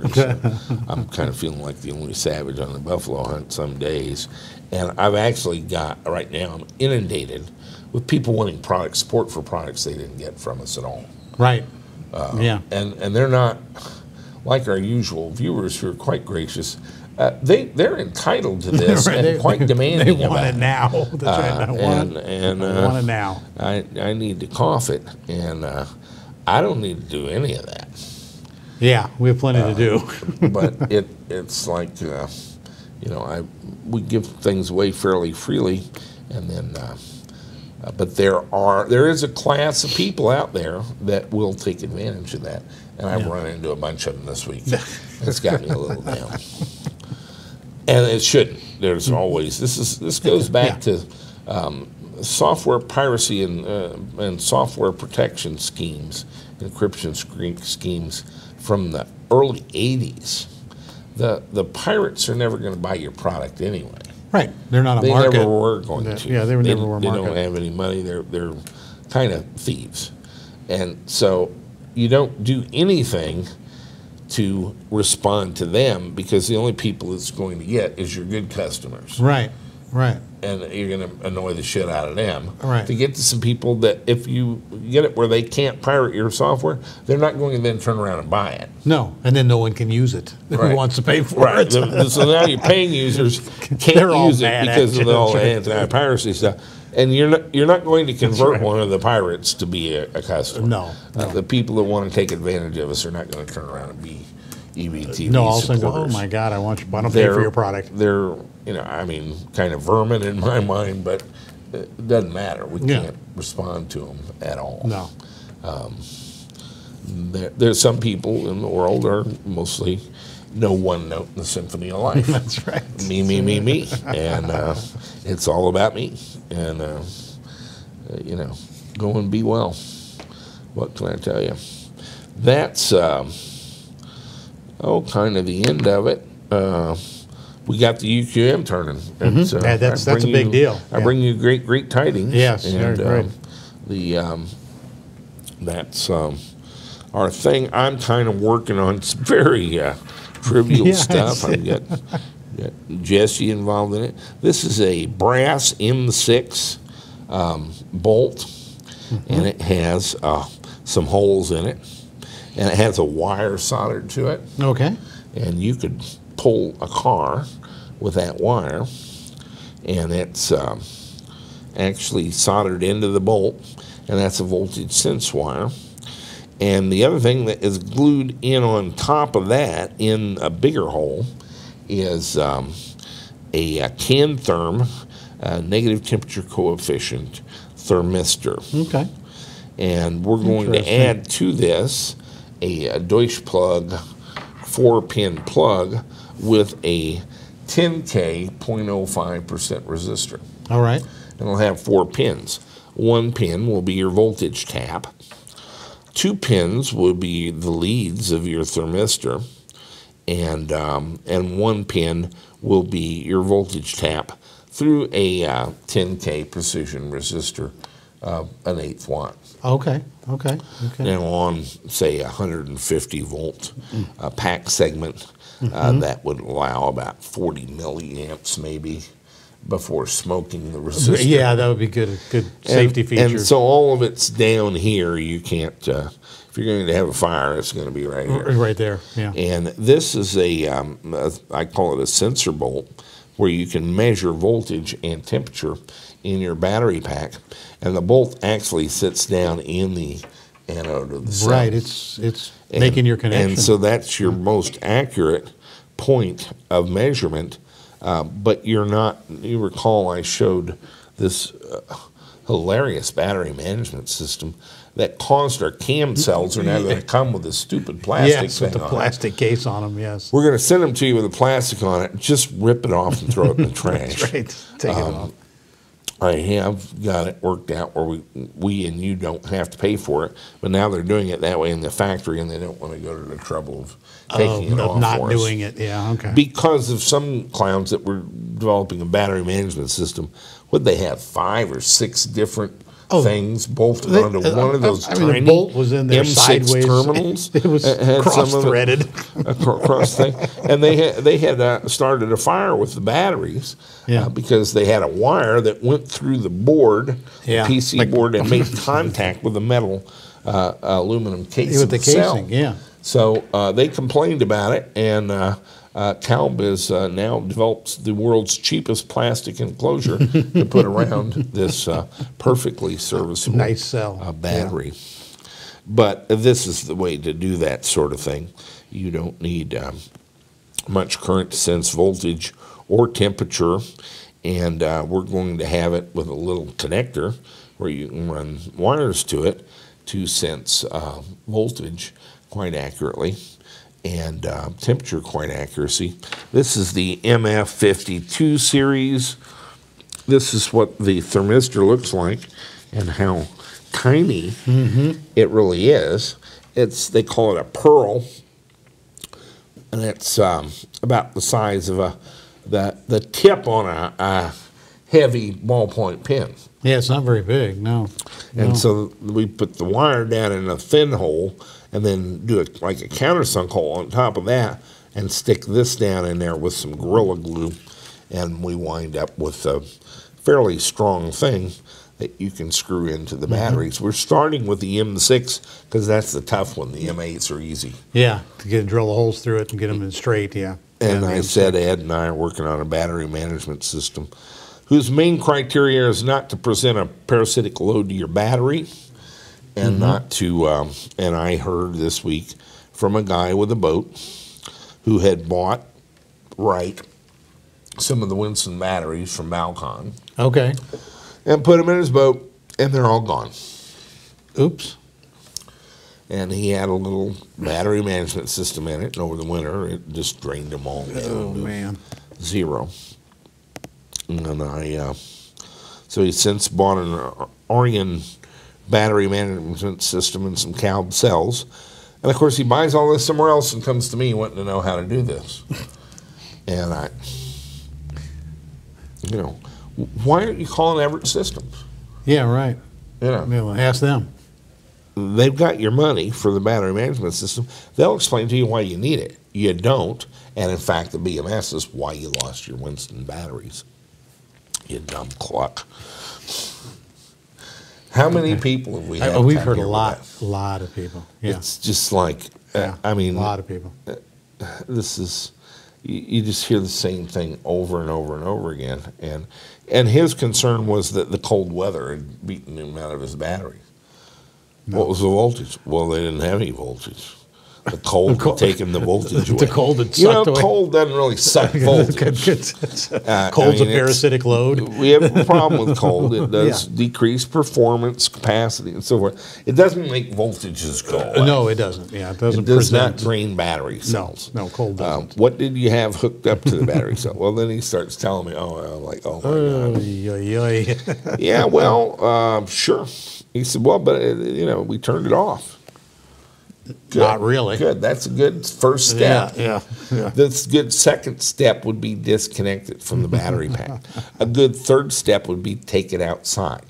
Fourth, you would want to dig a big hole. Fifth, put the BMS in the hole with some good oak and pine on top. Step 6, light the wood. After the fire goes out, place dirt over the hole where the BMS is. Step 7, pour concrete over it so nobody will be tempted to dig it up and put it near one of my damn battery cells and hurt the damn thing. There's several other steps, but it involves lawn furniture, additional decorations and stuff on top of the concrete. That's right. It's a marker. Yeah, a marker. But Ed and I are working on a BMS. Yeah, exactly. We can't help ourselves. And we have gone back and forth with this diagram. One of the traps you fall into is in tapping off voltages off a battery. You tend to run very minor currents through the whole battery to tap off the top, through 3/4 of the battery to tap off below that. Through a quarter of the battery to do the bottom side. Well, by the time you get done tapping, you've done the bottom part of your battery pack 4 times as much as the top. Right. Well, we're only pulling 20 or 30 milliamps. Over and over and over forever. again. Yeah, that's right. 24/7 forever. Yeah, that's right. Yep, it adds up. It adds up a lot, and you're unbalancing your pack. Yeah. Now, if you're going to unbalance your pack, you do need to balance it. Yes. And it's very difficult to do at the bottom, very easy to do at the top, and then when you discharge your pack, you lose all. Then you've got a problem. Yeah. It's as what was Dennis Dorfler said, well, but it's terribly inconvenient to bottom balance. Batteries are all eat up with concern over what I find convenient. That's right. That's what they're all about. They're all screaming out there, "Hey, I'm sorry, I'm inconveniencing you." Yep. Pardon me. Yeah. Sorry. Excuse me. Excuse me. Pardon me. I'm just trying to get by here. Pardon me. Yeah, that's right. These are the most polite batteries in the world. They are. They're eat up with concern over what I find convenient. Yes. Or what you find convenient. First, you spend enough to buy a house on them, and then, would you believe they don't care what you find convenient. That's right. Oh well. But we hear a lot of that, and we do know. I have a little book called Cell Care that I just attach to things now automatically. Here, read this, then send me questions. And just read it and don't send questions.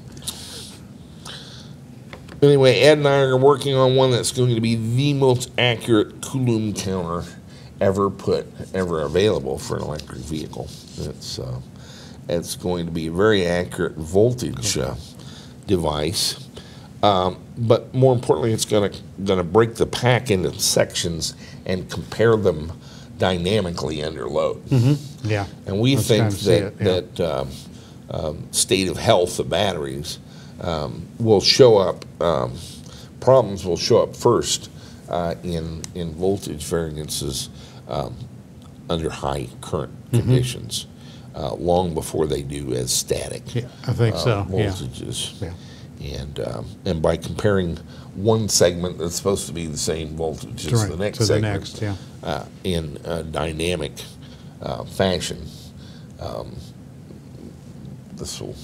It should show up any issues. We can get it to show up. Yeah. And so that'll be interesting, but you'll have a very accurate how many amp hours, how many kilowatt hours went in and out. A couple of orders of magnitude. Yeah, right. More accurate than you have now in the milliamp hour range. And we've got a plan to get there with that. And nice. I don't know if we can achieve all of it, but we're going to get most of it. Give it a shot. And it'll work fine with the GEVCU and with displays and so forth. So that's another little project we have going on. And one of my parts right now is to little mini bolts. Come up with a way to connect to the battery pack without spaghetti wiring and without burning your car down. And I think the way we're approaching this, that you can get a mouthful of these wires chomped down on them with good gold teeth and probably not even get a tingle. There you go. Much less a fire. So that's the show for this week. Do you have anything else you would like to convey to our friends and viewers in EV land? Not really. I think I'll just strike up the band. You can make that music happen?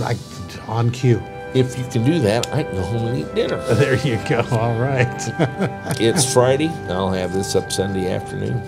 You guys stay with us, and we'll do more of it next week. It's really getting exciting right here. It is. Stay with us. That's right. We'll see you next week.